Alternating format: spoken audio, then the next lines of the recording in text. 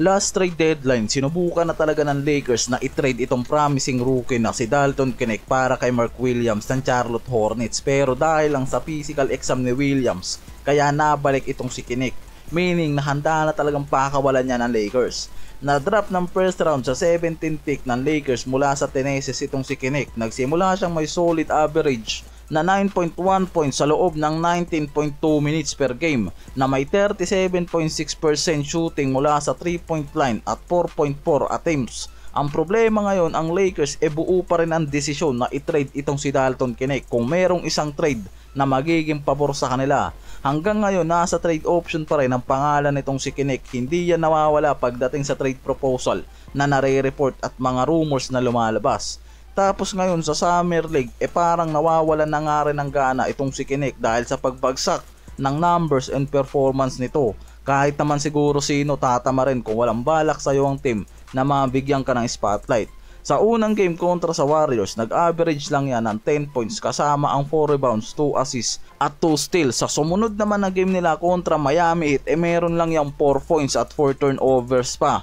At sa dalawang game na yan, meron siyang overall 0 of 9 mula sa 3-point range. Sa kasalukuyang Summer League action, ang scoring average ni Knecht bumagsak sa 7 points per game, pero napansin din ang ball handling at shooting struggle nito lalo na mula sa 3-point line. Kaya ngayon parang lalong nagkakaroon ng rason ang Lakers na bitawan itong si Knecht. Lalo't may mga teams ngayon na nakikita ang malaking potential ng promising na to at gusto siyang makuha sa trade.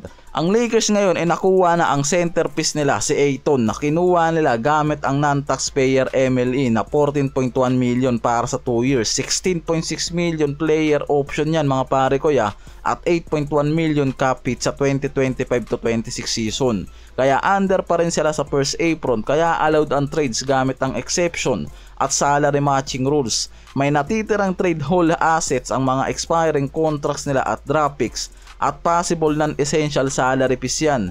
Yan yung mga usable trade chips na pwede nilang gamitin dyan. Itong si Gabe Vincent, Maxi Kleber bilang isa sa mga salary fillers na pawang mga expiring contracts, at itong si Hachimura at Knecht ang possible na gamitin ng Lakers sa isang trade kung makakakuha sila ng isang high level player.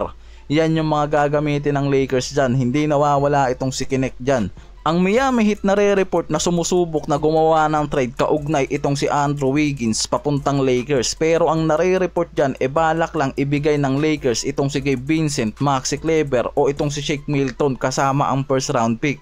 Pero ang Miami Heat ang hinihinging kapalit para kay Wiggins itong si Rui Hachimura at Dalton Knecht. Para nga raw makuha agad ng Heat ang mga talent at future asset at mapanatili ng mga to ang competitive team sa susunod na season. Pero mukhang magiging overpay nga raw ang Lakers kung si Knecht at Hachimura ang magkasama na balak kuhanin nitong Miami Heat. Kaya parang nawawalan na nga raw ng interest ngayon ng Lakers dito kay Wiggins. At kahit merong mga forward na nakikita nga raw na minamata ng Lakers ngayon, pero itong si Knecht pa rin ang nasa trade asset nila para nga masolusyonan ang problema nila pagdating sa isang veteran backcourt na kailangan naman nila ngayon. Si Knecht kasi talaga ang pinaka-tradable na rookie dahil nga sa potential nito na mag-improve pa as elite scorer at wingman sa ibang team na hindi nakikita ng Lakers. At yung mga teams mismo na nauugnay dito kay Knecht, ang Brooklyn Nets, Sacramento Kings, Miami Heat at Denver. Yan yung mga possible nga raw na interesado, pero hindi yan lahat handang magbigay ng magandang offer sa Lakers para lang makuha siya.